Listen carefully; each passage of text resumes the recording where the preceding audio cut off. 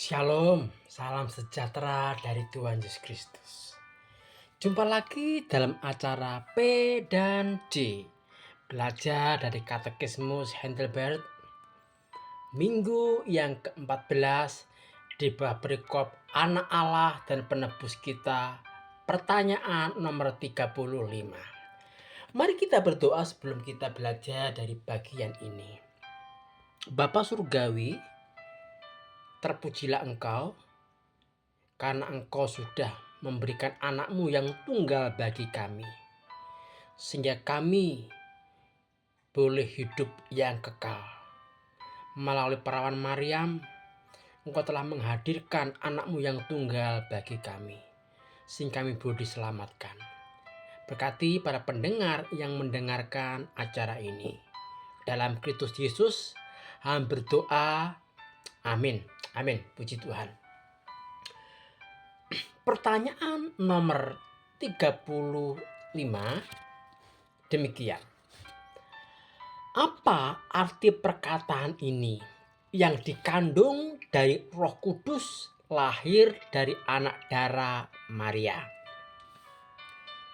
Jawabannya, bahwa anak Allah yang kekal itu, yang tetap tinggal Allah sejati dan kekal, telah mengenakan tabiat manusia sejati dari daging dan darah Maria oleh karya Roh Kudus, supaya dia juga menjadi keturunan Daud yang sejati, yang dalam segala hal serupa dengan saudara-saudaranya, terkecuali dalam hal dosa.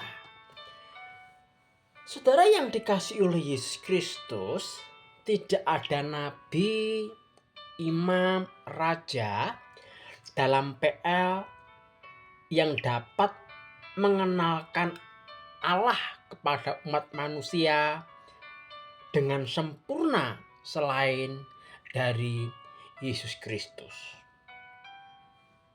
Kenapa? Karena Yesus sendirilah anak Allah yang kekal. Supaya manusia mengenal Allah yang benar, maka anak Allah harus mengenakan tabiat manusia sejati dari daging dan darah. Istilah modernnya itu mengezum dirinya menjadi manusia seutuhnya, 100% manusia sejati. Saudara, untuk menjadi manusia yang sejati, yang seutuhnya, memerlukan manusia.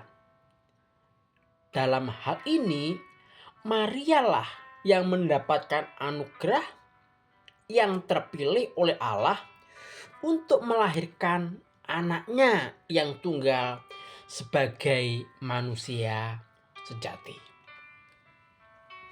Saudara, dia betul-betul manusia sejati.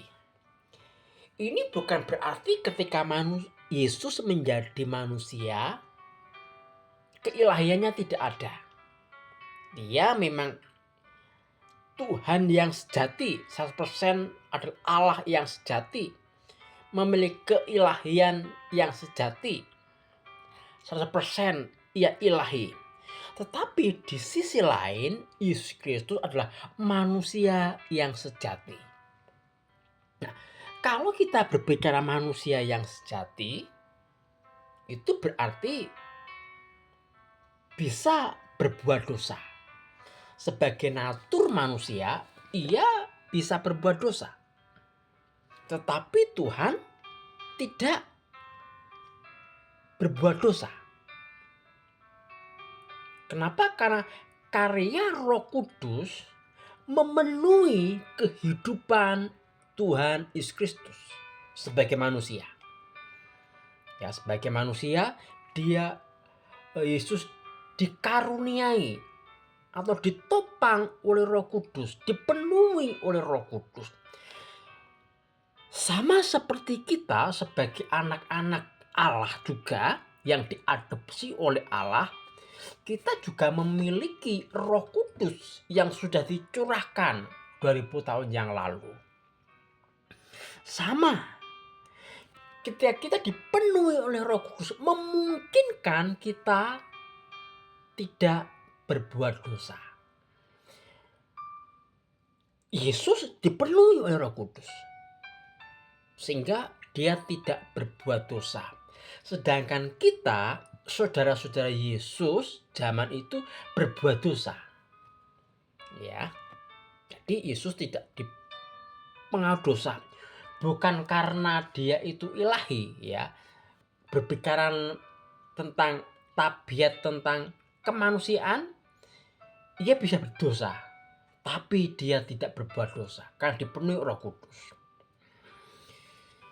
Saudara yang dikasihi Kristus, inilah Yesus yang datang ke dunia secara manusia, supaya manusia, saya dan saudara, bisa mengenal Allah dengan benar.